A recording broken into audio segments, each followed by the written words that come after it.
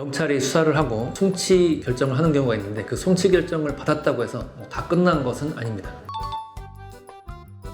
송치, 불송치가 최근 이제 검경 수사권 조정으로 경찰에서 불송치 권한이 생겼어요. 근데 이거를 좀 설명을 드리려면은 옛날에는 수사를 어떻게 했는지, 옛날이라는 거는 불과 한 3, 4년 전에는 수사를 어떻게 했는지를 설명을 드려야 될 것 같아요. 예전에는 경찰이 이제 사건을 입건을 해가지고 수사를 한 다음에 무조건 검찰로 모든 사건을 다 송치를 했습니다. 다만 이제 경찰이 볼 때 이거는 좀 혐의가 없는 것 같다 라면은 자기 의견을 붙이죠. 무혐의 의견으로 송치함. 혐의가 있다라고 보이면은 혐의 있음 의견으로 송치함. 근데 송치는 다 하지만 경찰이 제가 볼 때는 혐의가 없는 것 같습니다. 제가 볼 때는 혐의가 있는 것 같습니다. 이렇게 의견만 붙여서 송치를 했어요. 그럼 검찰이 그걸 보고 경찰 의견에 따라서 불기소할 수도 있고 기소할 수도 있고 또는 경찰 의견과 달리 다른 판단을 할 수도 있고 그랬었죠. 근데 최근 검경 수사권 조정이 되면서 검찰의 직접 수사를 제한하고 경찰에서 대부분의 사건을 다 추기 수사를 다 하는 것으로 그리고 경찰에서 수사를 한 다음에는 검찰로 송치하지 않을 수도 있도록 바뀐 거죠. 그렇다면 이제 경찰은 혐의가 있다고 생각이 될 때는 검찰에 송치를 할 것이고 혐의가 없다고 생각이 될 때는 불송치를 할 거예요. 그런데 옛날 이야기를 왜 들려드렸냐? 제도가 바뀐 지가 얼마 안 됐거든. 이제 막 경찰에 대해서 수사를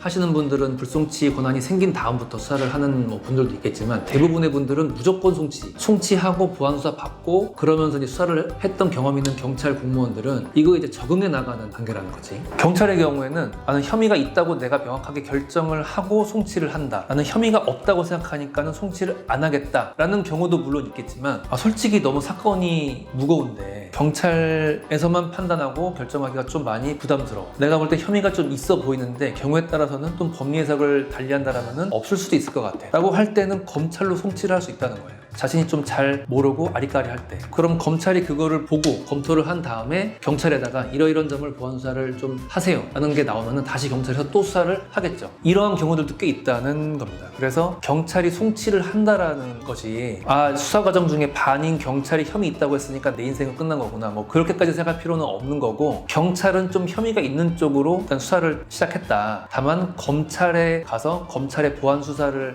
받아서 결론이 좀 달리 나올 수도 있다. 같은 결론이 나올 수도 있겠지만 그러니까 경찰은 검찰의 판단 또는 검찰의 조언을 구하기 위해서 송치를 해놓으면 검찰에서도 수사를 할 것이고 검찰의 의견까지 수렴하면 이 사건에 있어서 실수가 좀 덜할 것이다 라는 경우에도 송치를 많이 한다는 거죠. 또 이런 면에서도 좀 봐야 돼요. 경찰의 사건이 접수가 되면은 사건의 접수 번호가 붙어. 그리고 불송치 결정을 하면 경찰의 접수 번호만 붙은 채로 사건이 종결이 돼요. 그 말은 이 사건을 처분을 잘했다 못했다에 대한 책임이 경찰에 있다라는 거거든요. 근데 송치를 하면 송치한 순간 검찰 형제 번호가 붙습니다. 그러면은 검찰 형제 번호가 붙으면 그 사건은 검사님 사건이 되는 거거든. 그러면 검사님이 자기 이름으로 기소, 불기소, 보안 수사를 하는 거니까는 실수가 없게끔 하게 되겠죠. 이 이야기를 종합을 해보면은 불송치를 하면 검사님 사건이 아니야. 그냥 경찰 사건이지. 검사는 그 불송치 결정에 책임이 없고 경찰이 책임을 지는 처분이다. 이런 관점에서 보자라면은 경찰이 아직 이 과도기인 상황에서 불송치하기가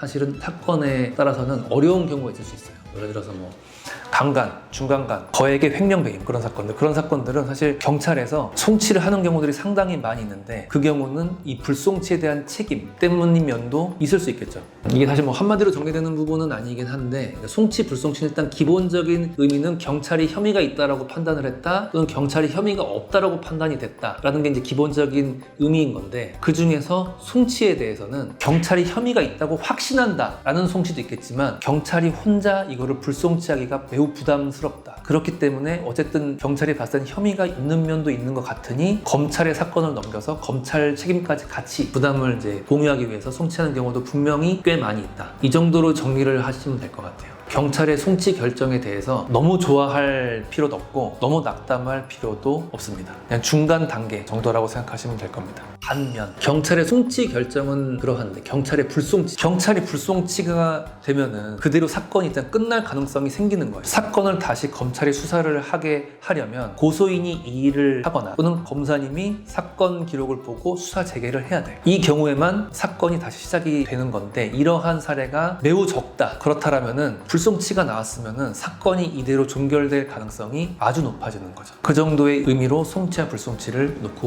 보시면 될 것 같습니다.